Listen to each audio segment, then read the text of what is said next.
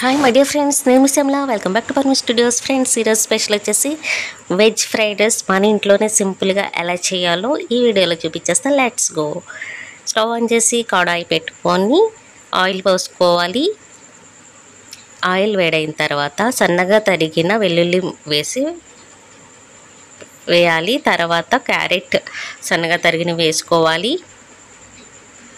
అలాగే క్యాప్సికమ్ కూడా సన్నగా తరిగిన వేసుకుంటున్నాం. ఆనియన్స్ కూడా వేసుకోవాలి. ఒకసారి కలిపేసుకోవాలి. చాలా సింపుల్గా, హైజీనిక్గా, టేస్టీగా మన ఇంట్లోనే తయారు చేసేసుకుందాం వెజ్ ఫ్రైడ్ రైస్. ఇప్పుడు కొంచెం టేస్టీకి సరిపడగా ఉప్పు వేసుకొని కలిపేసుకోవాలి. మరి డీప్ ఫ్రై చేసుకోవద్దండి, ఆఫ్ బాయిల్ చేసుకుంటే సరిపోతుంది. అలాగే సన్నగా తరిగిన పచ్చిమిర్చి ముక్కలు కూడా వేసుకొని ఒకసారి కలిపేసుకోవాలి. తర్వాత కరివేపాకు కూడా వేసుకొని కలిపేసుకోవాలి. ఇప్పుడు నేను ఒక ఎగ్ వేసుకుంటున్నానండి. టేస్ట్ చాలా బాగుంటుంది, అందుకని ఒకసారి కలిపేసుకోవాలి.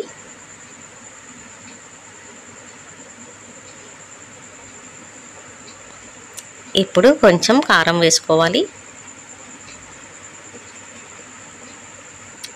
మొత్తం పట్టేలా కలుపుకోవాలి.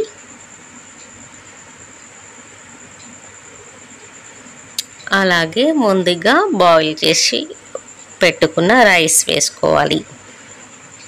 మీరు ఎంతమందికి అయితే ఫ్రైడ్ రైస్ కావాలనుకుంటున్నారో అంత సరిపడా రైస్ వేసుకోండి.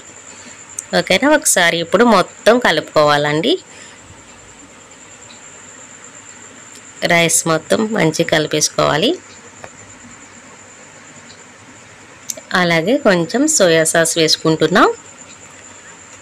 అలాగే కొంచెం రెడ్ చిల్లీ సాస్ కూడా వేసుకుంటున్నాం. ఇప్పుడు మంచిగా రైస్కి పట్టేలా కలిపేయాలి. ఆ తర్వాత నేను మా గార్డెన్లో ఉన్న నాకెంతో ఇష్టమైన స్ప్రింగ్ ఆనియన్స్ అవి కూడా వేసేస్తున్నా.